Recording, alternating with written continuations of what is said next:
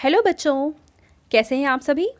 चलिए इस वीडियो में हम समझेंगे कक्षा 7 की वर्कशीट नंबर 20 जो कि 29 सितंबर 2021 की वर्कशीट है। और आज का विषय है बच्चों सामाजिक विज्ञान, और इसमें हम पढ़ेंगे वायु टॉपिक को। ठीक है। जब जल पृथ्वी एवं विभिन्न जलाशयों से वाष्पित होता है तो यह जल वाष्प बन जाता है। यानी किसी भी जलाशय में, यानी जहाँ पे पानी उपस्थित है, वहाँ पे गर्मी की वजह से ये पानी भाप बनकर ऊपर उठने लग जाता है। इसको ही जल वाष्प कहा जाता है। वायु में किसी भी समय जल वाष्प की मात्रा को आर्द्रता कहते हैं। यानी हवा में हम जानते हैं कि पानी होता है, तो उस पानी को हम आर्द्रता कहते हैं। हम ये नहीं कहेंगे कि हवा में पानी है, उसको हम ये कहते हैं कि जो हमारी वायु है वो आर्द्र है। जैसे कि जब बारिश बहुत ज़्यादा होती है, यानी बरसात के मौसम में वायु बहुत ज़्यादा आर्द्र होती है। जब वायु में जल वाष्प की मात्रा अत्यधिक होती है तो उसे हम आर्द्र दिन कहते हैं। जैसे जैसे वायु गर्म होती जाती है इसकी जल वाष्प धारण करने की क्षमता बढ़ती जाती है।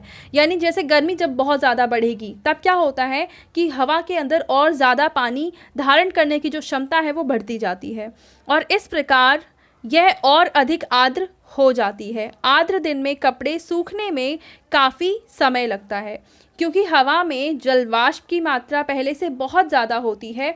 इस वजह से ऐसे समय में कपड़े बहुत ज़्यादा समय लगाते हैं सूखने में, एवं हमारे शरीर से पसीना आसानी से नहीं सूखता है। आपने देखा होगा कि मान लो गर्मियों का मौसम है लेकिन बारिश थोड़ी हो जाती है तो हवा में अपने आप ही पानी की मात्रा बढ़ जाती है।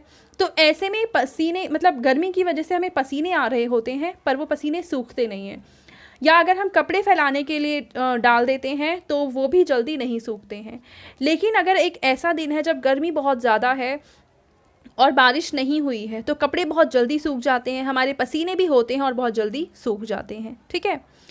तो इस तरीके से हम देखते हैं कि जो जल वाष्प है वो जल से ही बनता है, उसके भाप को जल वाष्प कहते हैं। और इस जल वाष्प की मात्रा जब वायु में उपस्थित होती है तो उसको हम कहते हैं आर्द्रता।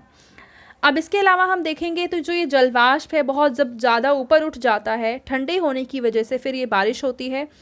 और बारिश के अगर हम प्रकार देखें, वर्षण के प्रकार तो 3 तरह के होते हैं। पहला है संवहनीय वर्षा, दूसरी है चक्रवाती वर्षा और तीसरी है पर्वतीय वर्षा।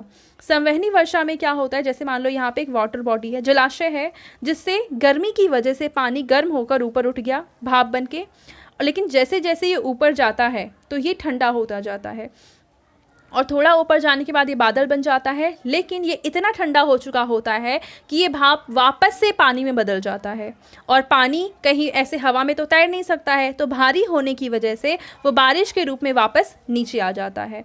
तो इस तरह की वर्षा को हम कहते हैं संवहनीय वर्षा। लेकिन चक्रवाती वर्षा में क्या होता है कि यहाँ पे चक्रवात की स्थिति पैदा होती है। ठीक है। चक्रवात की स्थिति एग्जैक्टली क्या है अभी आप नहीं समझ पाएंगे। अगर आप 11th-12th में ज्योग्राफी पढ़ते हैं तो डेफिनेटली आप वहाँ पे पढ़ेंगे कि चक्रवात कैसे बनता है। तो जब चक्रवात की स्थिति बनती है और उस स्थिति के कारण जब बारिश होती है तब उसे हम कहते हैं चक्रवातीय वर्षा। और इसके बाद है पर्वतीय वर्षा। इसमें क्या है, जैसे मान लो यहाँ पे एक नदी है या कोई जलाशय है जिससे कि पानी और हवा यहाँ से गुजर रही है और यहाँ से पानी को अपने अंदर अवशोषित करेगी और ये आगे जाएगी। लेकिन आगे जाते ही इसे एक पहाड़ मिल गया और उस पहाड़ के सहारे काफ़ी ज़्यादा ऊपर उठ जाती है। लेकिन जैसे ही ये ऊपर उठती है ये ठंडी हो जाती है और ठंडी होने के कारण ये भारी हो जाती है और यहीं पे बारिश हो जाती है। तो इस तरीके की वर्षा को हम कहेंगे पर्वतीय वर्षा। ठीक है, तीनों समझ में आ गए। अब इसके बाद हम कहेंगे, देखो चक्रवातीय वर्षा में थोड़ा सा एक्सप्लेन कर देती हूँ। चक्रवातीय वर्षा में क्या होता है, 2 तरह की वायु होती हैं। जैसे इधर से ठंडी वायु आ रही है और इधर से गर्म वायु आ रही है।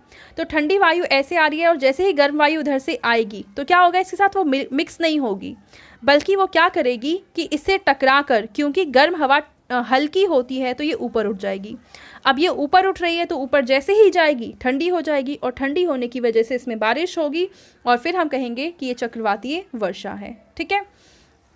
अब इसके बाद आगे भी कुछ एक्सप्लेन कर रखा है कि जब जल वाष्प ऊपर उठता है तो यह ठंडा होना शुरू हो जाता है।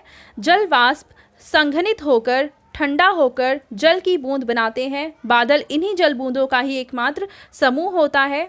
जब जल की ये बूंदें इतनी भारी हो जाती हैं कि वायु में तैर ना सकें, तब ये वर्षण के रूप में नीचे आ जाती हैं। जैसे मैंने भी बताया कि यहाँ पे मान लो कि जलाशय है और इस जलाशय में बहुत सारा पानी है और गर्मी अचानक से बहुत ज़्यादा बढ़ गई है, तो इस गर्मी की वजह से इस जलाशय का पानी भाप बनकर ऊपर उठना शुरू हो जाएगा। लेकिन अब ये ऊपर जाता ही जाएगा, तो एक समय ऐसा आएगा जब ये बहुत ज़्यादा ठंडा हो जाएगा और ठंडा होने की वजह से ये भारी हो जाएगा और उसके बाद बारिश के रूप में वापस नीचे आ जाएगा। ठीक है। दूसरा इन्होंने बता रखा है कि आकाश में उड़ते हुए जेट हवाई जहाज अपने पीछे सफ़ेद पथ चिन्ह छोड़ते हैं। इनके इंजनों से निकली नमी संघनित हो जाती है। वायु के गतिमान ना होने की स्थिति में यह संघनित नमी कुछ देर तक पथ के रूप में दिखाई देती है। तो आपने आसमान में देखा होगा, आपको छोटा सा हवाई जहाज़ नज़र आता है और उसके पीछे ऐसा लगता है कि वो कुछ सफ़ेद सफ़ेद सा कुछ छोड़ता जा रहा है, जिसको हम सफ़ेद पूंछ कह देते हैं, कभी कभी सफ़ेद धुआं कह देते हैं।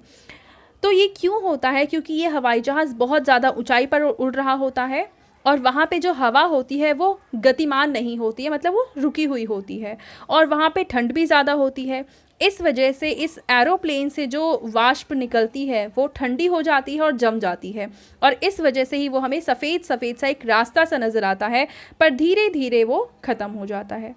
ठीक है। उसके बाद है कि पौधों तथा जीव जंतुओं के जीवित रहने के लिए वर्षा बहुत ज़्यादा ज़रूरी है। इससे धरातल को ताज़ा जल प्राप्त होता है। यदि वर्षा कम हो तो जल की कमी तथा सूखा हो जाता है। हम जानते ही हैं कि जल की कमी होने से, सूखा होने से फिर फसलें भी नष्ट हो जाती हैं। इसके विपरीत अगर वर्षा ज़्यादा होती है तब क्या होता है? तब बाढ़ आ जाती है। तो इसलिए वर्षा बहुत ज़्यादा होती है तभी भी नुकसानदायक है और कम होती है तो भी नुकसानदायक है। ठीक है। और वर्षा मापक, इससे वर्षा को मापते हैं, यानी ये जो यंत्र है इसे कहते हैं वर्षा मापक। और इससे क्या काम करते हैं? वर्षा को मापते हैं कि इस पर्टिकुलर एरिया में कितनी ज़्यादा बारिश हुई है या कितनी कम बारिश हुई है। ठीक है। अब यहाँ पे हमें बता रखा है कि क्या आप जानते हैं वर्षण के दूसरे रूप हैं हिम सहित वृष्टि तथा ओला। ठीक है। यानी ये बर्फ़ के रूप में अलग अलग तरीके से बारिश होती है, वो बता रखा है। अब इसके बाद देखो, हमें 4 प्रश्न दे रखे हैं जिसके उत्तर हमें लिखने हैं। पहला प्रश्न है कि वर्षा के प्रकारों का वर्णन कीजिए। तो वर्षा के 3 प्रकार होते हैं। कौन कौन से? संवहनीय वर्षा, चक्रवाती वर्षा और पर्वतीय वर्षा। लेकिन हमें सिर्फ इनके नाम नहीं लिखने हैं, एक्सप्लेन भी करना है कि ये क्या है। तो चलिए मैं लिख कर बताती हूँ मैं इसका आंसर। तो देखिए, पहले प्रश्न का आप उत्तर लिखेंगे। पहले है संवहनीय वर्षा। संवहनीय वर्षा में गर्म व नम वायु के ऊपर उठने तथा ठंडा होने के बाद वर्षा होने को संवहनीय वर्षा कहते हैं। दूसरा है चक्रवाती वर्षा। तो चक्रवात की स्थिति बनने के कारण जो वर्षा होती है उसे चक्रवाती वर्षा कहते हैं। और तीसरा है पर्वतीय वर्षा। नम हवा के पर्वतों के सहारे ऊपर उठने तथा वर्षा होने को पर्वतीय वर्षा कहते हैं। ठीक है। अब हम पढ़ते हैं दूसरा प्रश्न। देखिए, दूसरे प्रश्न में हमसे पूछा है कि वर्षा के दिनों में गीले कपड़ों को सूखने में अधिक समय क्यों लगता है। और तीसरे प्रश्न में हमसे पूछता है कि आपके अनुसार दिल्ली में किस माह में वर्षा सबसे अधिक होती है। तो चलिए इसका आंसर लिखते हैं। तो दूसरे प्रश्न का आप उत्तर लिखेंगे कि वर्षा के दिनों में वायु में नमी की मात्रा अधिक होती है। इस नमी की जगह आप आर्द्रता भी लिख सकते हैं। ठीक है। आप ऐसे लिख सकते हैं कि वर्षा के दिनों में वायु में आर्द्रता की मात्रा अधिक होती है, जिस कारण से कपड़ों को सूखने में बहुत अधिक समय लगता है। और तीसरे प्रश्न में हमें पूछा था कि किस माह में सबसे ज़्यादा बारिश होती है दिल्ली में। तो हम देखते हैं जून, जुलाई और अगस्त के महीने में सबसे ज़्यादा वर्षा होती है दिल्ली में। ठीक है। अब हम पढ़ते हैं चौथा प्रश्न। चौथे प्रश्न में हमसे पूछा है कि वर्षा के दिनों में आपके द्वारा अनुभव की गई किसी महत्वपूर्ण घटना का वर्णन कीजिए। तो बच्चों, इसका आंसर आप खुद लिखेंगे कि वर्षा के दिनों में आपने क्या अनुभव किया है, आपका क्या एक्सपीरियंस रहा है, उस चीज़ को आपको यहाँ पे लिखना है। ठीक है। तो ये क्योंकि आपके अनुभव की बात है तो आप ही इसका आंसर कर सकते हैं, तो इसका आंसर आप खुद लिखेंगे। तो बच्चों, ये थी आज की हमारी सोशल साइंस की वर्कशीट। आई होप आपको ये वर्कशीट बहुत अच्छे से समझ में आ चुकी होगी। अगर कोई डाउट रह गया है तो आप कमेंट सेक्शन में जाके पूछ सकते हैं। और अगर आपको इस वीडियो में कोई प्रॉब्लम लग रही है, कोई कमी लग रही है, तो वो भी आप कमेंट सेक्शन में जाके मुझे बता सकते हैं, जिससे नेक्स्ट वीडियो में मैं उसे इम्प्रूव कर लूँ। Thank you for watching this video. अगर आपको ये वीडियो पसंद आई है तो उसको लाइक करें, अपने फ्रेंड्स के साथ शेयर करें और इस चैनल को सब्सक्राइब कर लें। Thank you.